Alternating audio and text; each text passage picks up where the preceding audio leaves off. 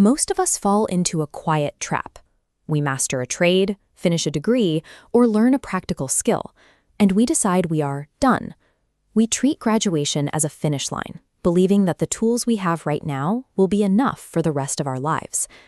To see the flaw in that assumption, we have to travel back 1,000 years to the Chola kingdom in southern India. This was an empire built on two massive pillars: relentless agricultural production and deep intellectual curiosity. Here we meet two childhood friends, Kathir and Aghalya. They sit side by side in a traditional gurukulam, sharing the exact same baseline of early education. They spend their days learning to read, write, and think critically using these palm leaf manuscripts. But after a few years, Kathir makes a choice that seems perfectly rational. His father is a farmer, and Kathir decides he has learned enough. He believes that inherited techniques and raw physical labor are the only tools he needs to succeed in the fields. He drops out to pick up the plow. Aghalya tries to stop him. He argues that understanding the physical soil is inadequate without studying the broader scientific principles that govern the land. Kathir ignores him, and their paths split. What follows is a high-stakes, real-world test pitting static, unchanging labor against the power of continuous learning. For years, Kathir puts in grueling, sweat-soaked hours in the fields.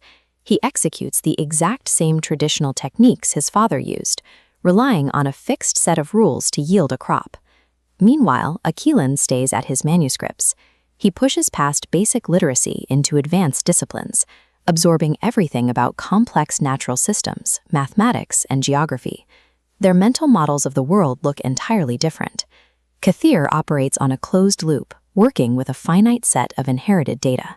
Aghalya is building a compounding network of connected nodes, constantly updating his information. While Kathir is outworking everyone in the village, he is also becoming more specialized in a single, rigid way of life. If the environment ever deviates from what his father taught him, he will have no way to recalibrate his approach. That shift arrives in the form of a severe, multi-year drought. It breaks the historical weather patterns the kingdom has relied on for generations. The rivers dry up completely. Across the region, the soil splinters and the crops simply turn to dust. Kathir is devastated. He is still the hardest worker in the village, willing to plow through the heat from dawn to dusk, but his physical strength cannot pull water from a cloudless sky. Kathir's training didn't include a chapter on total ecological collapse. He has a perfect memory for his father's advice, but none of those traditional rules apply to a river that has turned into a dusty trench. This is where pure physical resilience hits a wall. When the parameters of survival change entirely, you need the intellectual flexibility to build a new path. Aghalya faces the same dry earth, but his continued studies in global water management and irrigation give him a different set of options. He isn't looking at a dead field, he's looking at a structural problem.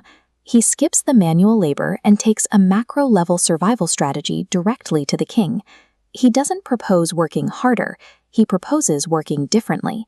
Aghalya identifies hidden groundwater reservoirs and organizes a massive project to build stone dams.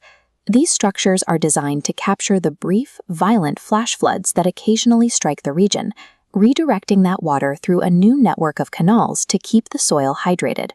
The project takes months of logistical coordination, but when the rains finally arrive, the infrastructure holds. While neighboring lands remain parched, Aghalya's valley stays green. Seeing the results, the king appoints him as a top researcher and the region's water management officer. By refusing to stop his education, Aghalya moved beyond the limitations of his tools. He didn't just survive the drought, he developed the specific skills required to solve it for everyone. Eventually, an exhausted, physically defeated Kathir travels to see his friend. He is still covered in the dust of his dry fields, out of options and out of hope. Aghalya welcomes him and offers a piece of ancient wisdom from the poet Avayar, Othuvathu Oliyel. In English, never stop learning. The lesson is clear. Effort is essential, but education is the lamp required to point that effort in the right direction.